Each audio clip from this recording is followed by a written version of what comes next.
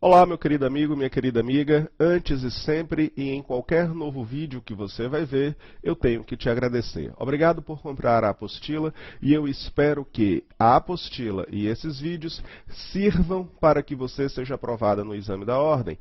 E, mais ainda, que essa apostila e que esses vídeos sirva para te preparar para o exercício da advocacia de forma técnica e responsável.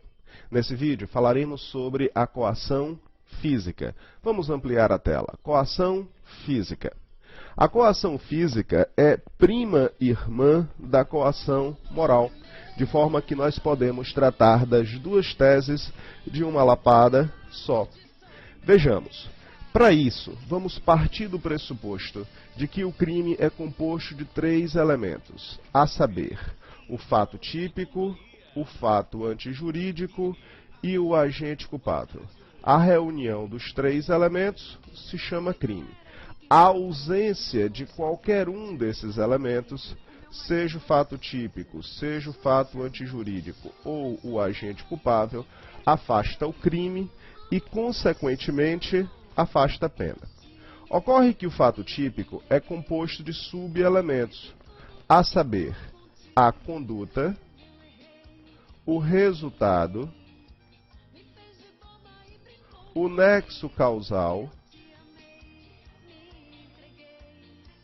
e a tipicidade.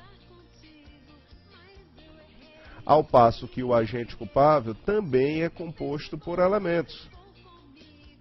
A imputabilidade penal, a potencial consciência da ilicitude da conduta praticada e a exigibilidade de conduta diversa. Cada um dos elementos do crime e dos seus subelementos são fundamentais para a existência do próprio crime.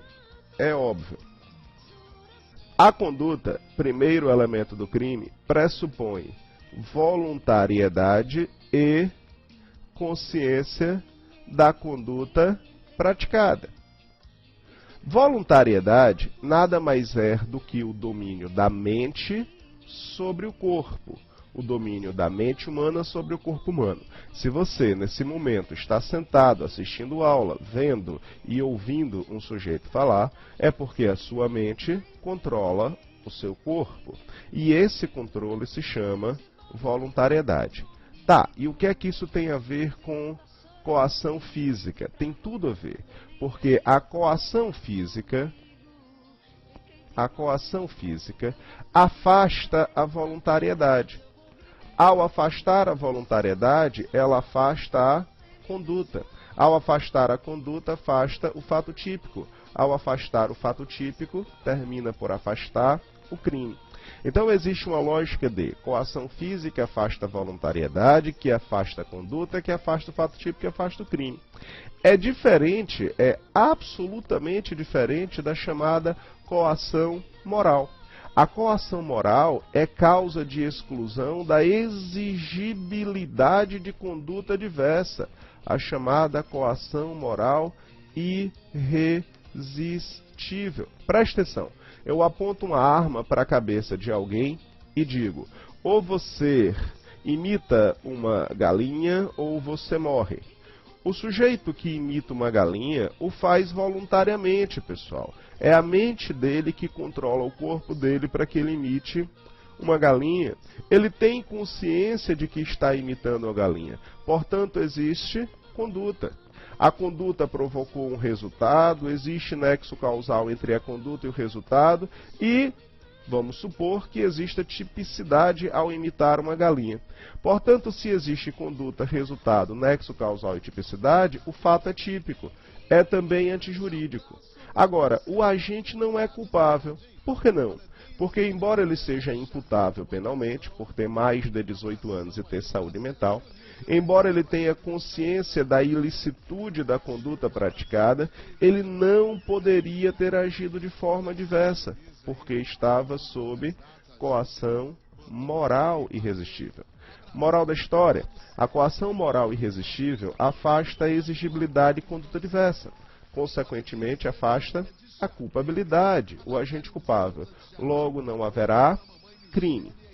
Observem, tanto a coação física irresistível, quanto a coação moral irresistível, tanto a coação física quanto a coação moral irresistível, terminam afastando o crime e a pena, mas por vias distintas, ora pela via do fato típico, ora pela via do agente culpável.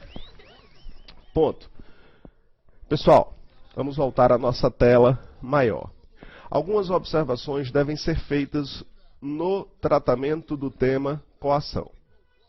A primeira delas é que, na figura da coação, existem em regra 3 personagens: o coator, o coato e a vítima. O coator é quem exerce a coação contra o coato. O coato é aquele que, sofrendo a coação, se vê obrigado a realizar uma conduta contra a vítima.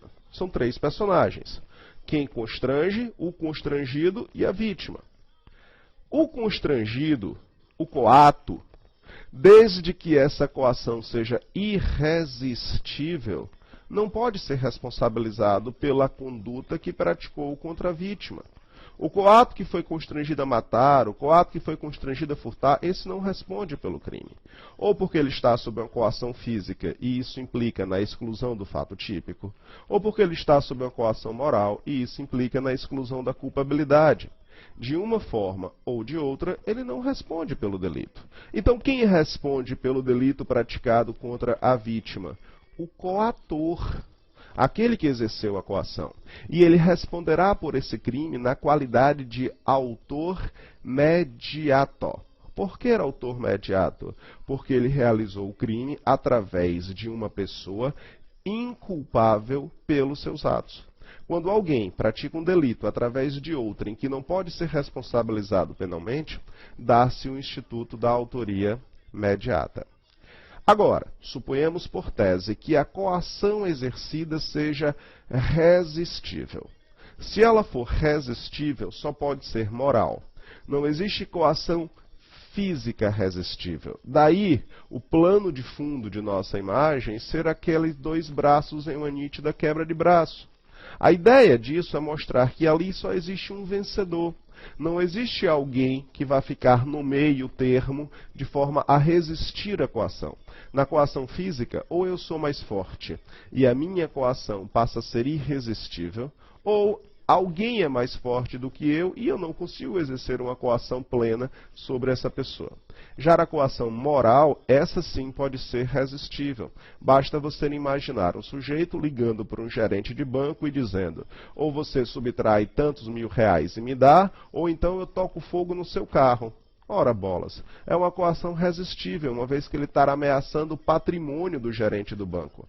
Tivesse ele ameaçando a família do gerente de banco, tudo bem, seria uma coação irresistível, mas eu estou ameaçando o patrimônio do cara, é uma coação resistível. Na hipótese de coação moral resistível, o coato, lembra do coato? Aquele que sofre a coação, ele responde pelo crime também. Vai responder pelo crime o coator e o coato. O sujeito que ameaçou tocar fogo no carro do gerente do banco e o gerente do banco. Ambos vão responder. Agora, o gerente do banco tem direito a uma atenuante penal, prevista lá no artigo 65, inciso 3º, a linha C do Código Penal. A sua pena será um pouco menor, dado o fato de ele estar sofrendo uma coação moral resistível. Por último, e não menos importante, eu te recordo que, em provas de concurso, e a OAB não é diferente, a coação moral é o default. Entende default, linguagem de informática? É o padrão. Isso porque o Código Penal só prevê a coação moral. Ele não prevê a coação física. Então, se tiver uma questão de primeira ou de segunda fase que diga a coação irresistível, sem especificar se essa coação é física ou se essa coação é moral, você deve interpretar como sendo uma coação moral, tá? Porque é a única que está prevista em lei. Sempre que uma banca de concurso quiser se referir à coação física irresistível, ela deverá ser expressa. A coação física irresistível, blá, blá, blá, blá, blá, blá, blá, blá. Com isso a gente encerra a primeira tese de defesa. Vejo você no próximo vídeo. Não para de estudar agora não, hein? Continua. Um abraço, pessoal. Até mais.